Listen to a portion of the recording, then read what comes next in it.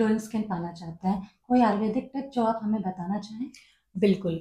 हम सभी ये सोचते हैं कि सीरम से, क्रीम से हमारी स्किन का ग्लो बढ़ेगा।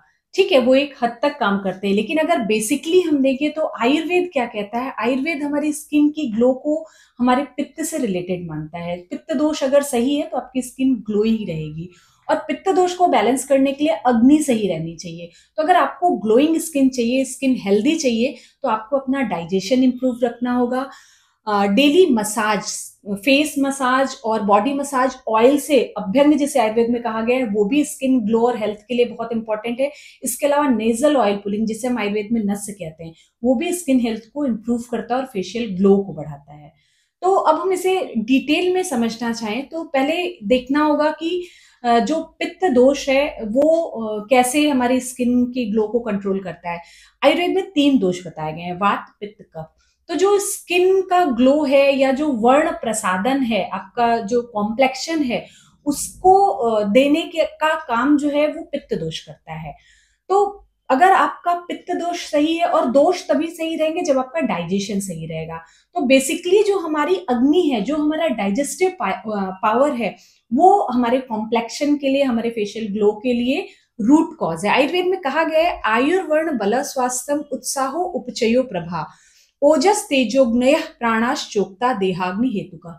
मतलब जो हमारी जठराग्नि है, हमारी जो देह अग्नि है, उसके कंट्रोल में हमारी लाइफ, मतलब हमारी आयु, हम कितना जिएंगे, हमारा वर्ण, कॉम्प्लेक्शन, बल, हमारी हेल्थ, हमारा उत्साह कि हमें कोई काम करने का मन कर रहा है, ये भी आपके डाइजेशन से रिलेटेड है। ये जान के आपको आश्चर्य होगा। उसके अलावा आपके बॉडी का जो फॉर्मेशन हो रहा है वो, और ग्लो, फिर से एक बार कह रहे हैं, ग्लो। वर्ण और प्रभा दो अलग चीजें हैं। वर्ण मतलब कॉम्प्लेक्शन, प्रभा मतलब ग्लो। तो ये चीज आपके डाइजेशन के कंट्रोल में रहती है।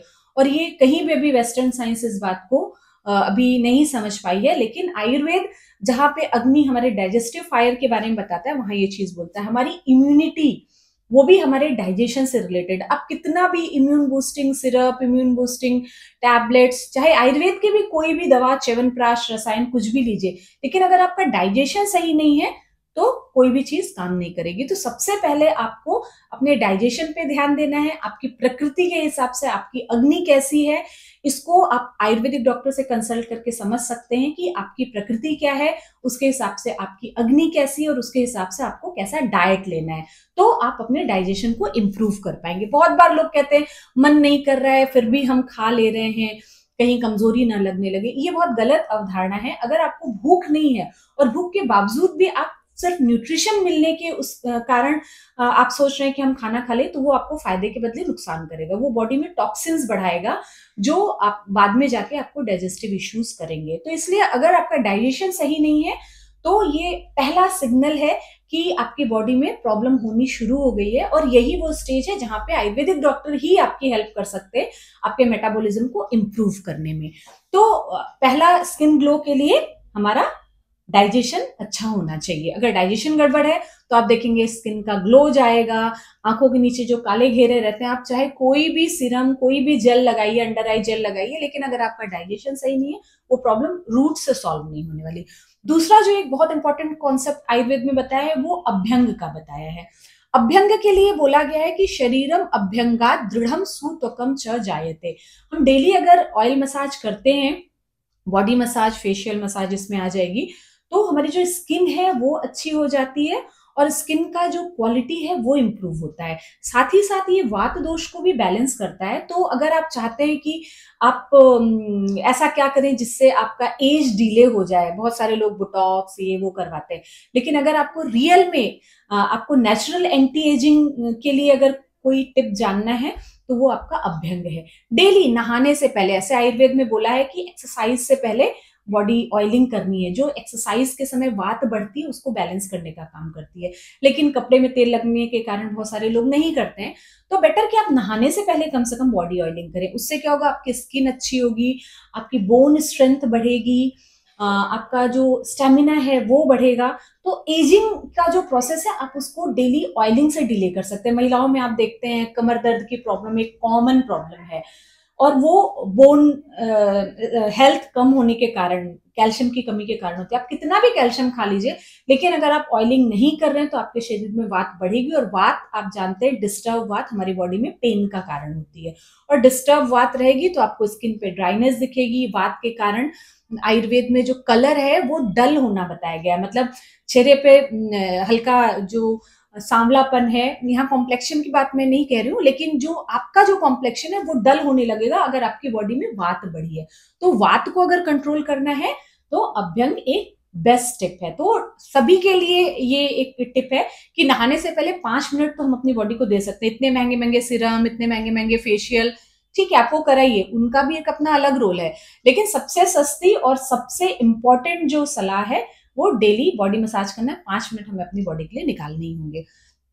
और एक बहुत इंपॉर्टेंट टिप है आयुर्वेद में, जिसे नस्य कहा गया है। नस्य कई तरीके के होते हैं, लेकिन जो रेगुलर लेने वाला जो नस्य सभी कोई ले सकता है, उसमें कोई प्रकृति कुछ सोचने की जरूरत नहीं, उसको प्रतिमर्श नस्य कहा गया है। ये डेली हर कोई ले सकता है, इसके भी अलग अलग टाइमिंग बताए गए हैं।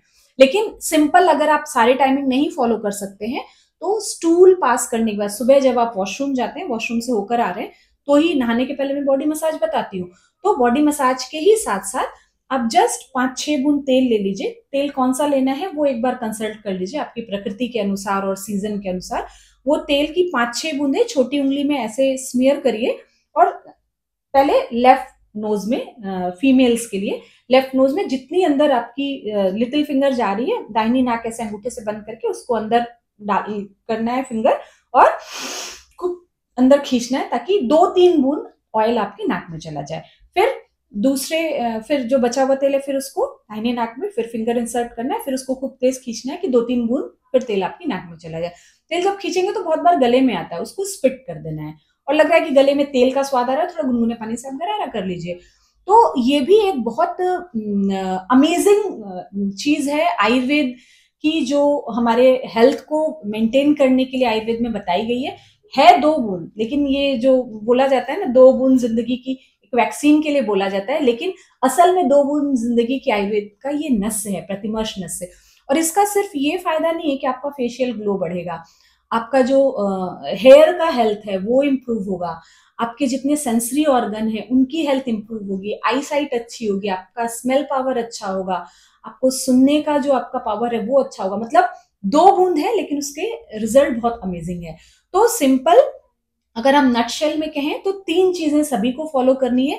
बाकी फेस सीरम, फेस क्रीम जो भी है वो प्रकृति के अनुसार से हम भी हमारे पेशेंट्स को एडवाइस करते हैं, लेकिन हम ये बोलते हैं वो सारी चीजें एक्सटर्नल है, लेकिन जब तक आपकी इंटरनल हेल्थ सही नहीं रहेगी, आपके दोष बैलेंस में नहीं रहेंगे, तब तक स्किन ग्लो आप नहीं अचीव कर सकते। तो अपना डाइजेशन अच्छा रखें, डेली नहाने से पहले बॉडी मसाज करें, और नेजल ऑयल पुलिंग, नस से लेना ना भूलें। Thank you.